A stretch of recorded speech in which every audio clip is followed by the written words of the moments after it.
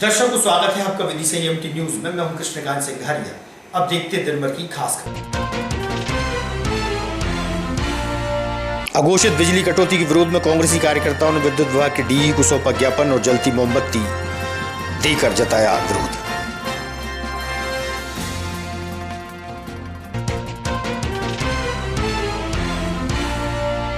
और बिजली के तार जोड़ते समय करंट लगने से घायल रवि अहरवार को ले जाएगा मेडिकल कॉलेज, डॉक्टर ने किया मृत घोषित।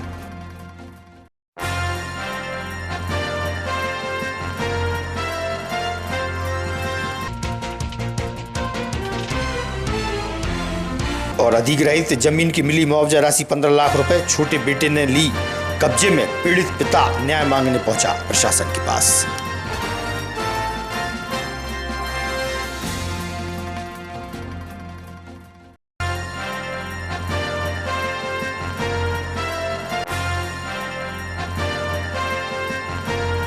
अब खबर विस्तार से। कांग्रेस के पूर्व कार्यकारी जिलाध्यक्ष अर्पित उपाध्याय ने कांग्रेसी कार्यकर्ताओं के साथ अघोषित रूप से हो रही बिजली कटौती को लेकर विद्युत विभाग पहुंचकर विरोध प्रदर्शन किया।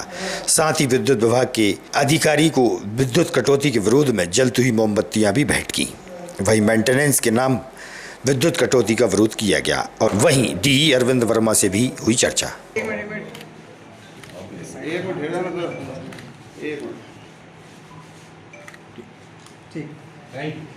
तो में आज मोमबत्ती जलाई, क्या किसी का जन्मदिन था, क्या कोई वजह थी? विद्युत विभाग से पूरा विदिशा शहर परेशान है। रात रात भर लाइट जा रही है, जरा सी हवा चलने पे लाइट चली जाती है, बूंदाबांदी होने पे लाइट चली जाती, घंटों लाइट नहीं आती, रात रात भर लाइट नहीं आती। कल रात भर विदिशा शहर की लाइट नहीं थी। मेंटेनेंस के नाम पर राशि निकाल ली गई, मुझे ऐसा लगता है राशि खर्च नहीं की गई, राशि का बंदरबांट किया गया, कोई मेंटेनेंस नहीं किया गया। यदि मेंटेनेंस सुचारू रूप से सही तरीके से किया जाता तो इस चीज का सामना विदिशा शहर की जनता को नहीं करना पड़ता। अभी आपने मोमबत्ती जाकर विरोध प्रदर्शन किया इस संबंध में, और यहाँ पर जो प्रबंधक हैं उनसे मुलाकात की, क्या आश्वासन उनसे मिला है आपको? हमने उनको सारी समस्याओं से अवगत कराया है और विरोध स्वरूप उनको मोमबत्ती का एक पैकेट गिफ्ट किया है, क्योंकि वो भी विदिशा में रहते हैं, लाइट उनके यहाँ भी जा रही होगी, इसलिए हमने उनको एक मोमबत्ती का पैकेट गिफ्ट किया है।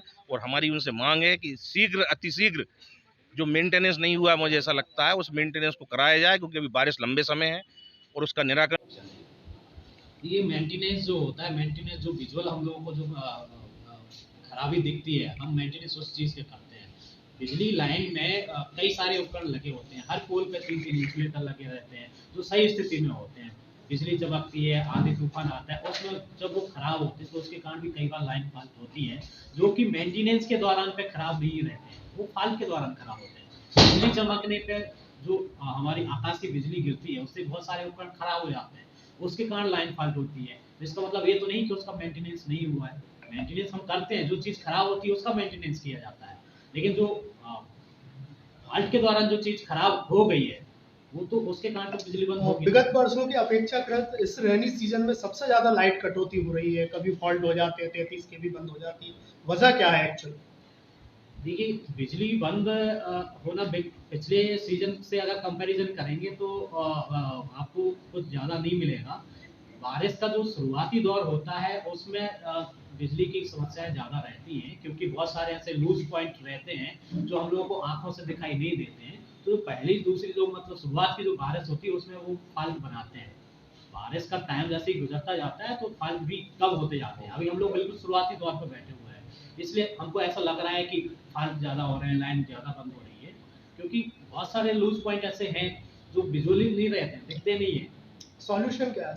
सॉल्यूशन ये है कि हम जैसी लाइन फॉल्ट होती है हम लोग अटेंटिवली उसको अटेंड कर रहे हैं और सही करने का प्रयास कर रहे सर हैं। कुछ देखा जाता है कि कुछ जिम्मेदार जो अधिकारी हैं वो फोन नहीं उठाते हैं, कोई रिस्पॉन्स नहीं मिलता, इसके लिए अपन क्या प्रयास करेंगे, क्या कोई नंबर अपन लोकल जारी करेंगे इसके लिए? बिजली विदिशा शहर के लिए सेंट्रलाइज्ड एफओसी कंप्लेंट नंबर जारी किया गया है, और जहाँ पे सेंट्रलाइज्ड कंप्लेंट नंबर होता है वहाँ पे अलग से कोई एफओसी कॉल सेंटर नहीं रहता है।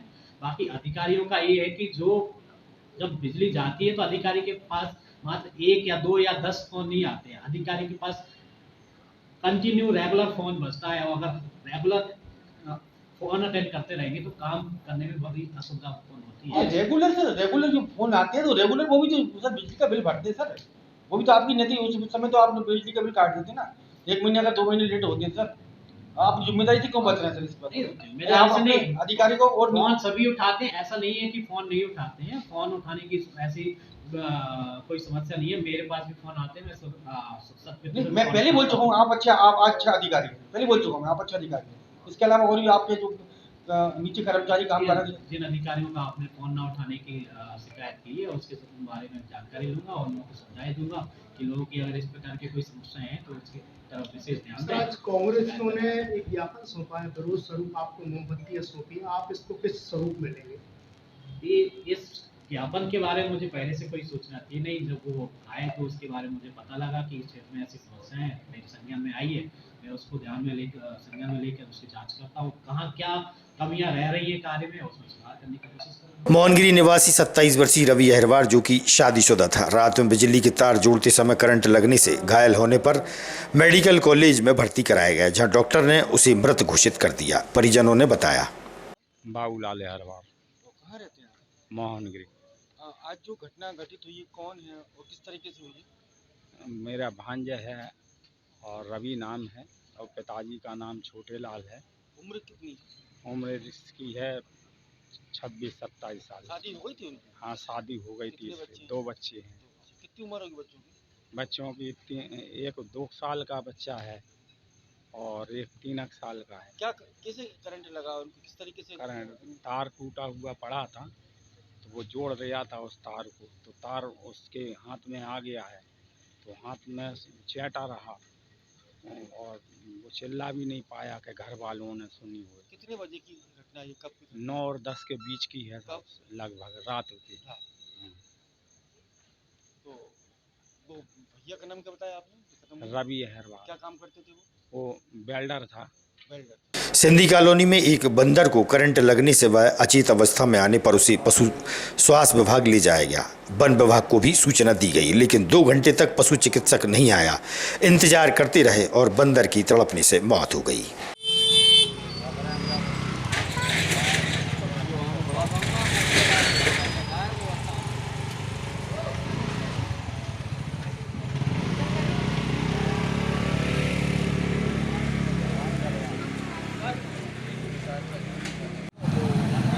यार दूसरे मोबाइल से लगा दो, मेरे मोबाइल से उठा नहीं रहा यार। 1 घंटा का फोन लगा रहा है, 1.5 घंटा होगा अपन फोन लगा। मेरा नाम अरुण तिवारी है सर। तिवारी जी, ये कौन सा स्थान है और क्या घटना घटित हुई है? ये सर सिंधी कॉलोनी है सर। ये इसको ऊपर से करंट लगा था सर, तो इधर गिर गया था ये। तो हम लोगों ने सर इसका दूध दही वगैरह हल्दी मल्दी डाल के इसका ट्रीटमेंट करा, मतलब, और सारे उनने भी इसको करा ट्रीटमेंट। संबंधित विभाग को फोन लगाया था, कितने घंटे पहले लगाया था आपने? मैंने सर 9:53 पे सूचना दे दी थी सर। अच्छा, अभी सर उनका फ़ोन आया था, वो आ रहे हैं अभी। कितने घंटे बाद उनका रिस्पॉन्स आया? सर उनका रिस्पॉन्स आया आधे घंटे बाद। मुझे उससे पहले और कोई ने लगाया वो मुझे जानकारी नहीं। कुछ लोगों ने और भी लगाए थे, उनने कब लगाए। किस तरीके से इनको करंट लगा तो उसको बता सकते हैं? सर ये मैंने देखा नहीं है सर, मैं नीचे गिर। सिरौंज तहसील की नगर पालिका से करीब 24 आउटसोर्स कर्मचारी श्रम विभाग कार्यालय पहुंचे, जहां उन्होंने बताया कि उन्हें 5-6 माह से वेतन नहीं दिया गया। इन कर्मचारियों के समर्थन में कांग्रेसी नेता सुभाष भौत और अणुवस्थी भी पहुंचे और अपनी बात रखी। मनीषा, कहाँ की रहने वाली है? सिरौंज। पूरा नाम बताया मनीषा जी अपना? मनीषा सहेले। सहेली। क्या कार्य करती हैं आप, कहाँ पर काम करती हैं? सिरौंज हॉस्पिटल में सफाई कर्मचारी। अच्छा, कब से कर रही हैं यहाँ पे आप? जी मैं 2006 से कर रही अब हूँ। क्या समस्या हो रही है यहाँ पर? समस्या सर ये हो रही है कि जब से ठेके आए हैं ना तो कभी हमें उनका पीएफ मतलब पैसे मिले, पीएफ के जो कटते हैं, और ना ही हमारी तनख्वाह टाइम से मिलती है। 6-6, 7-7 महीने हो जाते हैं और हम अधिकारी से भी बोलते हैं तो अधिकारी हमारे सुनते नहीं। कितनी तनख्वाह मिलती है वैसे आपको? 7,000 मिल रही सर। 7,000। कितने महीने से नहीं मिली अभी? अभी 3 मतलब किसी को 5 महीने, किसी को 4 महीने, किसी को 2 महीने, ऐसे। ऐसे कितनी कर्मचारी कार्यरत है वहाँ पर? 24 कर्मचारी है सर। 24 कर्मचारी के साथ यही स्थिति है। यही स्थिति वहाँ पर आपने अधिकारी से शिकायत की थी? सर की। अधिकारी हमारे साथ भी था, हड़ताल करी तो भी हमारे साथ था, लेकिन कल हमारे साथ में नहीं था। अभी कौन के साथ आप कहाँ पहुँची और क्या बात कही आपने? जी सर, हम अभी मतलब आज हमें 4वां दिन हो गया सिरौंज हॉस्पिटल में हम हड़ताल पे बैठे थे। नहीं, अभी कौन के साथ विदिशा आई हैं आप? के साथ हम इनके साथ कहाँ पहुँची और क्या समस्या है आप? सर मेरा नाम राकेश अहिरवार है हम सिविल अस्पताल सिरोंज में सभी आउटसोर्स के माध्यम से कार्य करते हैं, जिसमें सफाई कर्मचारी, data entry operator, support staff, multitasking worker और सुरक्षा गार्ड हैं, और एनआरसी विभाग, केयर टेकर, कुक वगैरह। हम पिछले 6 महीने से परेशान हैं। हमारी एक प्रथम नेशनल सिक्योरिटी कंपनी के माध्यम से कार्य कर रहे हैं। ना तो वो कंपनी फ़ोन उठाती है हमारी समस्याओं के बारे में, ना कोई सूचना देती है। किसी को 4 महीने से तनख्वाह नहीं मिली, किसी को 6 महीने से नहीं मिली, और 5 महीने हो गए हमारा ईपीएफ नहीं मिला है। अभी श्रम विभाग पहुंचे, किन के साथ आप पहुंचे यहाँ पर श्रम विभाग? माननीय भाई साहब हैं, नाम क्या इनका, सवाज बोध जी, इनके साथ हम आए हैं। इनके मार्गदर्शन में हमने ये ज्ञापन दिया है, जिससे हमारा समय पे वेतन भी मिले और ईपीएफ राशि मिले। और कुछ लोगों की तो आउटसोर्स कर्मचारी श्रम विभाग पहुंचे हैं, उनकी कोई समस्या है क्या? बड़ी उम्मीद है आपसे, क्या इनकी लड़ाई के लिए आप क्या करेंगे? देखिए, मैं पत्रकार बंधुओं आपको निवेदन करना चाहता हूं, ये सारे के सारे सिरोंज के कर्मचारी हैं। आउटसोर्स कर्मचारी यानी अतिरिक्त व्यवस्था करके इनको वेतन दिया जाने का काम है। 4-6 महीने से लगातार परेशान हो रहे हैं। विदिशा में भी यही स्थिति है, कल त्योंदा में भी यही मैंने पढ़ा था अखबार में। आज सिरोंज के यहाँ लोग आए हैं। श्रम विभाग और माननीय कलेक्टर साहब को हमने आवेदन देकर ये आग्रह किया है कि इन माता बहनों, नौजवानों की जो समस्याएं हैं, इनको अल्प वेतन मिलता है, इनका जो कलेक्टर रेट का वेतन है वो दिया जाए, नियमित वेतन दिया जाए, और इनका ईपीएफ काट के इनके खाते में दिया जाए। और जो वेतन दिया जाता है वो अकाउंट के माध्यम से दिया जाए।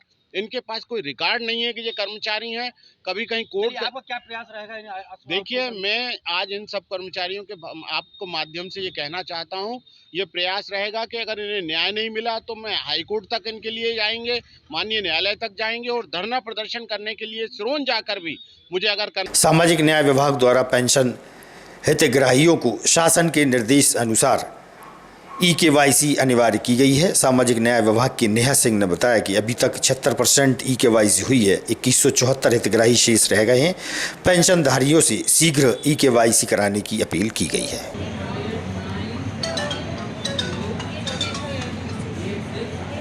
केवाईसी जरूरी है, इसके लिए क्या प्रयास किया जा रहा है आपके विभाग के द्वारा? मैं नेहा सिंह, समग्र सामाजिक सुरक्षा अधिकारी सामाजिक न्याय विभाग की इसमें नगर पालिका में सदस्य हूँ।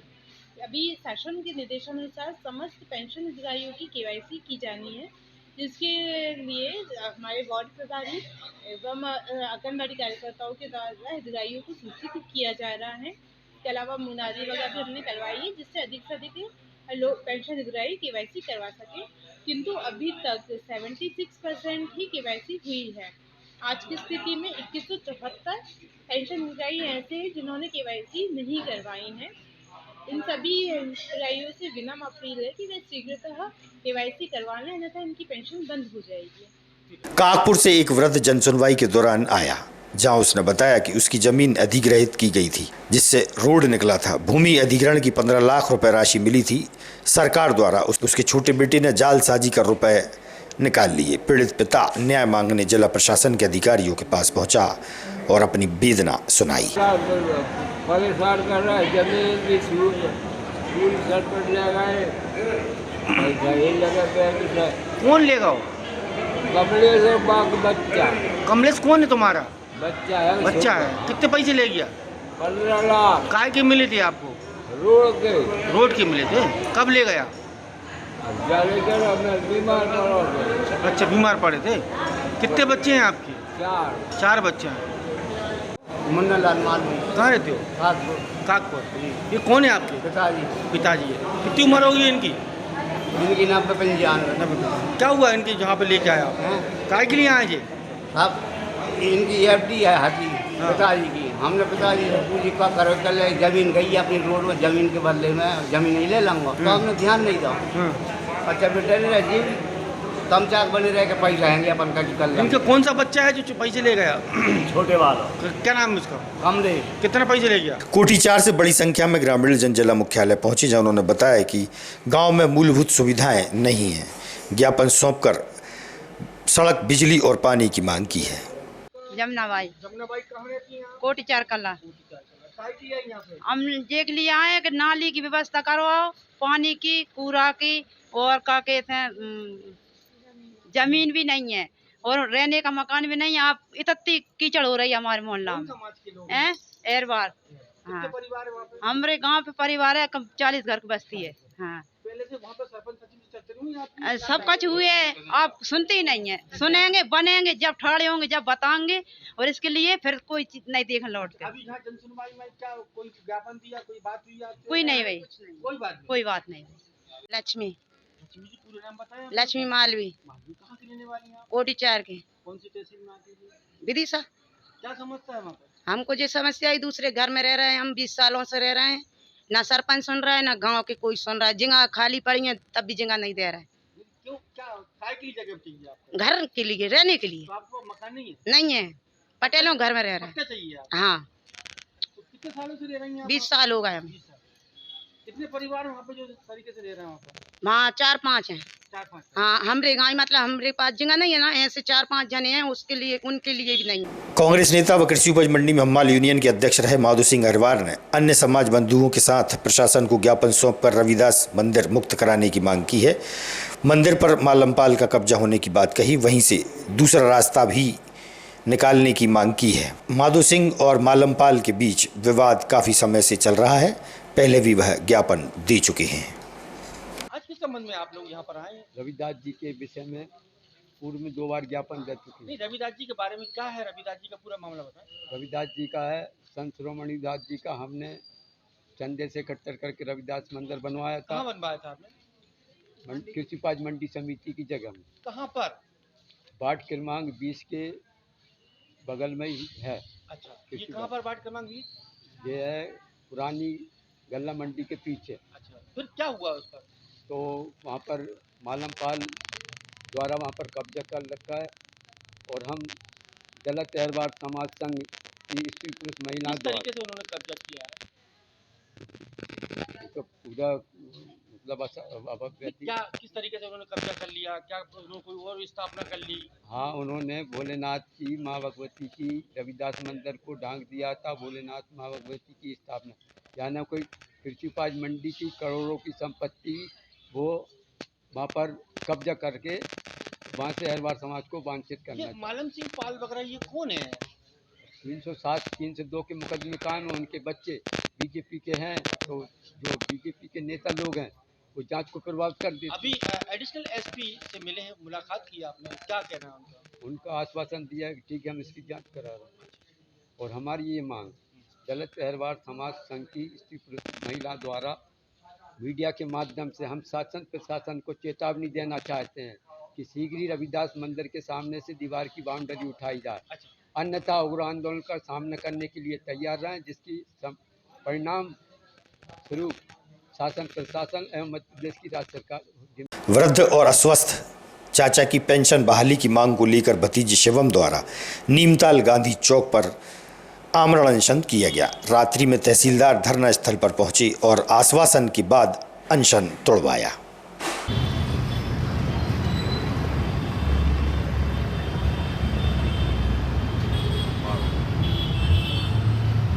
मैं अपने चाचा जी के पेंशन प्रकरण के लिए यहाँ आमरण अनशन पर बैठा हूँ। विगत 19 दिसंबर को मैंने अर्धनग्न होकर अपनी मांग रखी थी कलेक्टर साहब के सामने।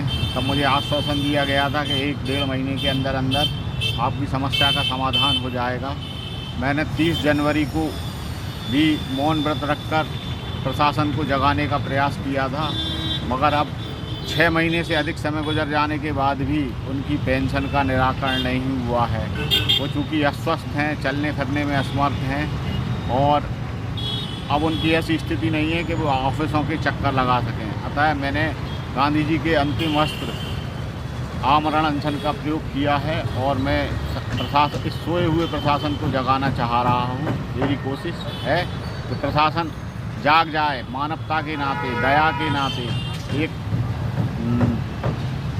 इतनी निष्ठुर ना हो शासन प्रशासन की। एक बुजुर्ग आदमी की आवाज़ भी उनको सुनाई नहीं दे रही है। धन्यवाद। मेरा नाम शिवम जादौन है और मैं शिक्षक कॉलोनी निवासी हूँ। मेरे चाचा जी जो कि 2010 में रिटायर हुए थे, उनका नाम श्री सुरेंद्र सिंह जादौन है। आज की खबरों को देते हैं पर विराम। आगामी खबरों के लिए आप देखते रहिएगा विदिशा EMT न्यूज़। नमस्कार।